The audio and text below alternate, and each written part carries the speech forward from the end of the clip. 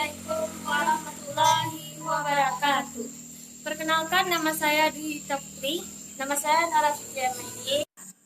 Pertama-tama, marilah kita ucapkan puji syukur kepada Allah Subhanahu wa Ta'ala, karena Beliau telah melimpahkan segala rahmat dan karunia-Nya kepada kita sehingga kita diberikan kesehatan pada hari ini. Baiklah, pada hari ini kita akan sama-sama mendengarkan tentang sebuah kisah seseorang yang paling kita sayangi, seseorang yang paling kita cintai.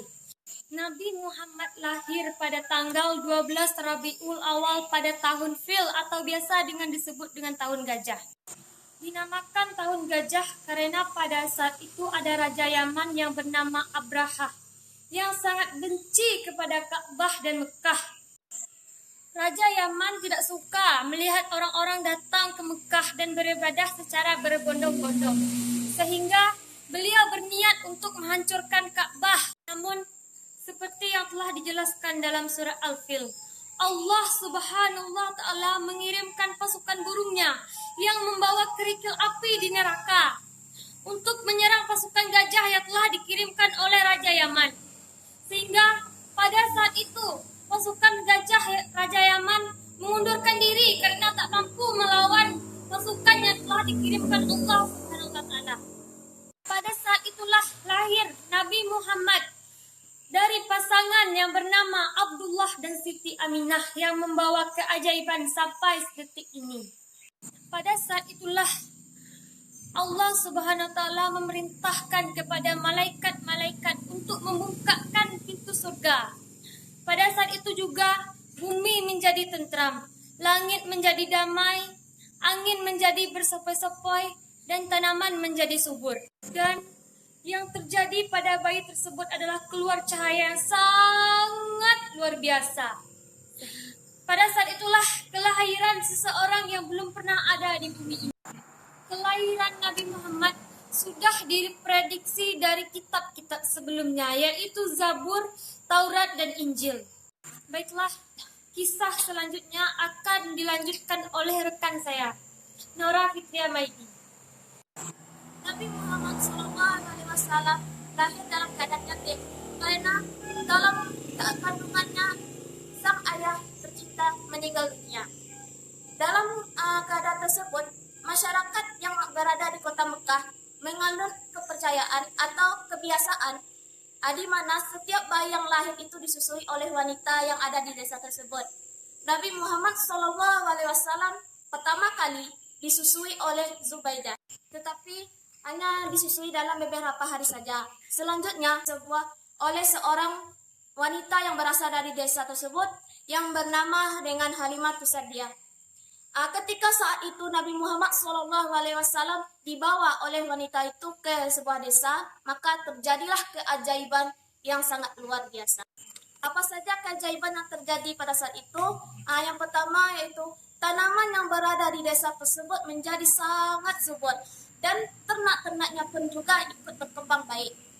Pada saat itu pula malaikat diutuskan oleh Allah Subhanahu wa Ta'ala untuk membelah dada Nabi Muhammad dan mencuci jantung dan hatinya agar bersih dari dosa. Malaikat yang melakukan itu tidak lain adalah malaikat Jibril. Kemudian Nabi Muhammad SAW tinggal bersama ibundanya yang tercinta yang bernama Aminah. Tetapi Nabi Muhammad ini tinggal dengan ibunya sampai usia 6 tahun. Pada usia 6 tahun, ibunya meninggal dunia. Lalu Nabi Muhammad SAW tinggal dengan seorang pamannya yang bernama Abdul Muthalib, seorang pemuka besar yang berada di kota Mekah. Ketika Nabi Muhammad SAW ini tinggal bersama pamannya sampai berusia 8 tahun, beliau diajarkan oleh pamannya bagaimana cara berdagang dengan baik.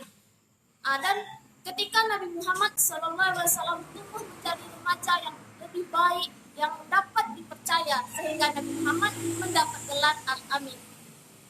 Ketika Nabi Muhammad SAW beranjak usia ke-25, Nabi Muhammad pergi ke negeri Syam untuk berdagang dengan membawa barang dagang dari seorang janda yang baik hatinya yang bernama Siti Khadijah. Pada saat berdagang, Nabi Muhammad selalu mendapat keuntungan yang besar, sehingga Siti Khadijah menjadi tertarik dengan Nabi Muhammad SAW. Lalu Khadijah melamar Muhammad SAW untuk menjadi seorang suaminya. Dan dari pernikahannya tersebut, Nabi Muhammad SAW dikaruniai 6 orang anak yang baik-baik. Dan ketika Nabi Muhammad beranjak usia 40 tahun, Nabi Muhammad selalu mendiam diri di dalam Gua Hira. Kenapa? Karena pada saat itu kota Mekah benar-benar dihadapi dengan zaman jahiliyah, zaman benar-benar jahiliyah yang dimana kejahatan di mana-mana, kebodohan di mana-mana. Sehingga Nabi Muhammad lebih senang berdiam diri di Gua Hira tersebut. Ketika Nabi Muhammad berdiam diri di Gua Hira, maka turunlah karunia pertamanya dari malaikat Jibril. Karunia atau wahyu tersebut yang turun pertama kali kepada Nabi Muhammad SAW adalah surat Al-Alaq ayat 1 sampai 5. Di mana dalam surat tersebut malaikat Jibril mengajarkan kepada kita umat Islam untuk selalu membaca, menelaah, menganalisis tentang kehidupan kita. Dan pada usia 63 tahun, Nabi Muhammad SAW meninggal dunia. Sebelum meninggal, Nabi Muhammad telah mewasiatkan kepada kita semua umat Islam, yang pertama yaitu Al-Quran, dan yang kedua kepada hadis. Baiklah teman-teman, itulah kisah Nabi Muhammad SAW yang dapat kami sampaikan. Saya Dwi Yudita Putri, saya Nara Fitria Maidi, mengucapkan Assalamualaikum warahmatullahi wabarakatuh.